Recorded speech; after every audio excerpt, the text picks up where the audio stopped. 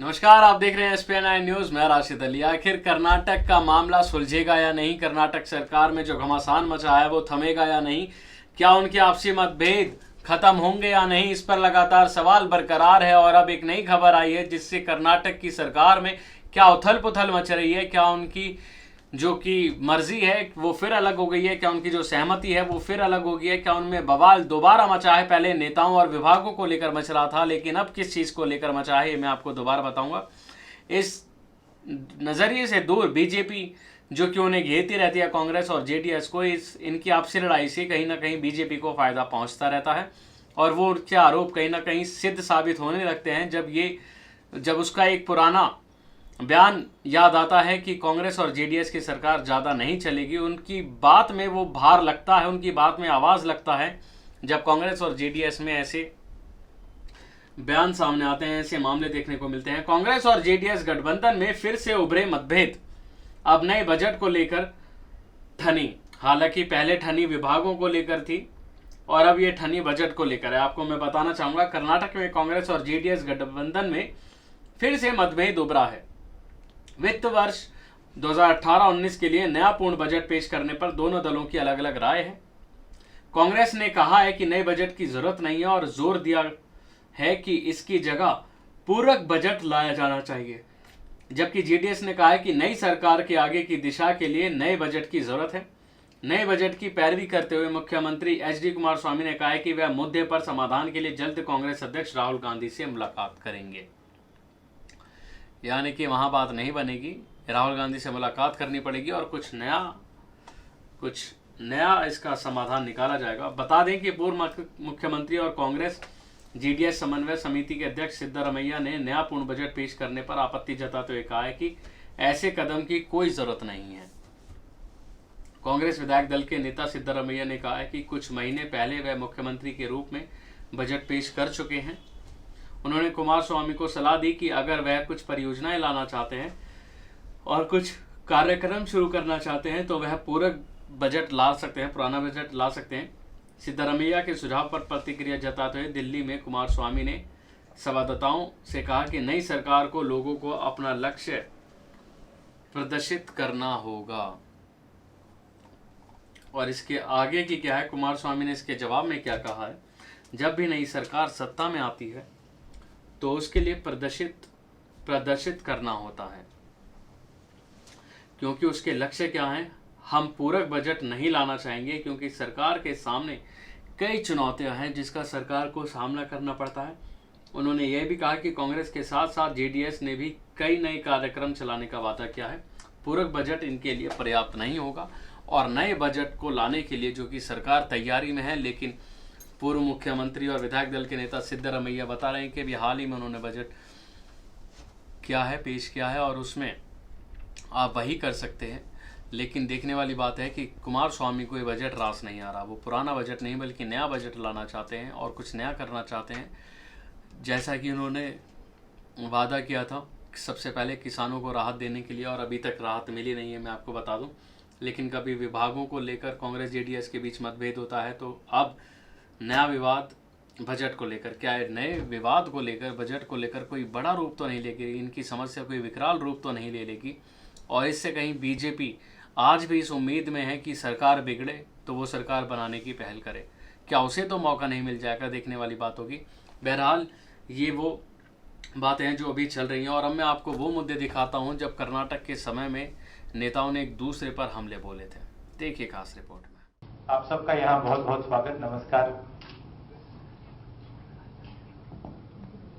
3-4 महीने पहले कांग्रेस पार्टी ने, हम सब ने गुजरात के दौरे शुरू किए और सबसे हम मिले, किसानों से, मजदूरों से, आशा बहनों, आंगनवाड़ी महिलाएं, यूथ, टीचर्स, डॉक्टर्स, सबसे हम मिले और हमने गुजरात के लिए विजन निकाला।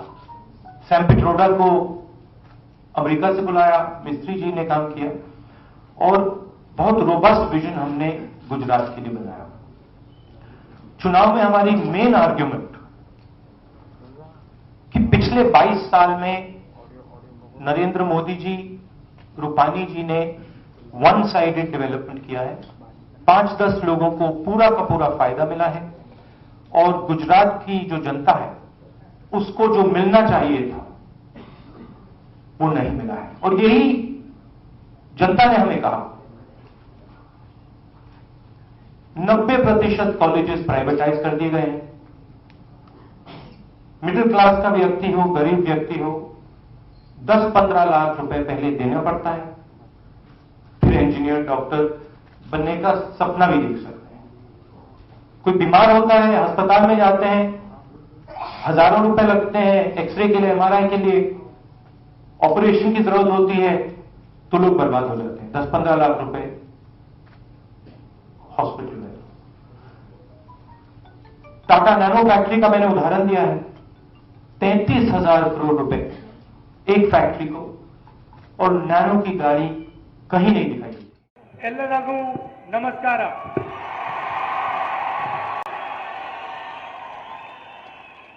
केसी वेणुगोपाल जी,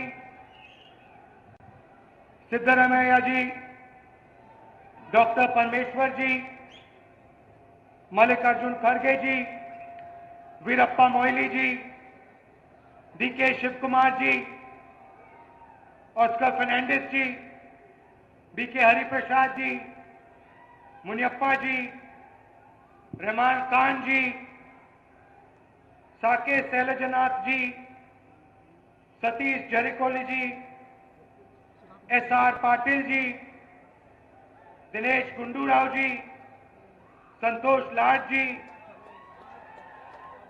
हमारे डीसीसी प्रेसिडेंट, एमएलए, पार्टी के कार्यकर्ता, भाइयों और बहनों, प्रेस के हमारे मित्रों, आप सबका यहां दिल से बहुत बहुत स्वागत, नमस्कार।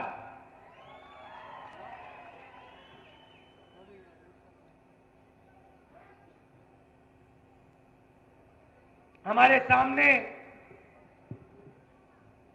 कर्नाटक का चुनाव है और कर्नाटक की जनता को अपने भविष्य का निर्णय लेना है। पूरे देश में कांग्रेस पार्टी के कार्यकर्ता उपवास पे बैठे हैं एक सोच के खिलाफ। कुछ दिन पहले बीजेपी के नेता ने कहा कि विपक्ष के लोग जानवर हैं। सच्चाई है कि आज हर व्यक्ति हिंदुस्तान में सरकार के विपक्ष में खड़ा है। जो दलितों के खिलाफ, आदिवासियों के खिलाफ, माइनॉरिटीज के खिलाफ, किसानों के खिलाफ इस सरकार की अप्रोच है, उसके खिलाफ हम खड़े हैं। और देश इस बात को एक्सेप्ट नहीं करेगा कि नरेंद्र मोदी जी की सरकार इस देश में हिंसा फैलाने का काम, घृणा फैलाने का काम करे। और हम इस विचारधारा के खिलाफ यहाँ खड़े हैं। आप एक दिन और जो आपको मीडिया को दबाया जा रहा है, आपको डराया जा रहा है, आप उस साइड खड़े हो, मगर सचमुच में आप भी हमारे साइड, इस साइड खड़े हो, क्योंकि हम आपकी भी रक्षा कर रहे हैं। ये भी आप मत भूलो।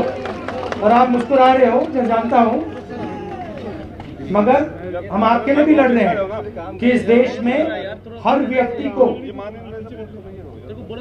हर व्यक्ति के जो दिल में हो, जो वो बोलना चाहे, जिसको हम डेमोक्रेसी कहते हैं। तो देखा आपने कि किस तरह से यहाँ पर हंगामा मचा हुआ है कि नेताओं के बड़े बड़े बयानों से देखकर लगता है कि जनता के लिए क्या कर गुजरेंगे, लेकिन जब चुनाव होते हैं तो उसके बाद सब नॉर्मल, सब वैसे ही सामान्य स्थिति जैसे पहले से थी। लेकिन सवाल उठता है कि आखिर जितना जोश नेताओं में सरकार बनाने के लिए दिखता है, उतना काम करने के लिए क्यों नहीं दिखता।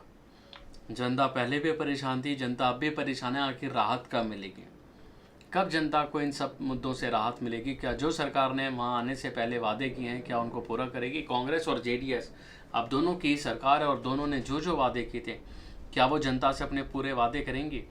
नई योजनाएं, नया बजट में आखिर क्या खास होगा? क्या कुमार स्वामी नया लाना चाहते हैं जिससे कर्नाटक की जनता को राहत मिले?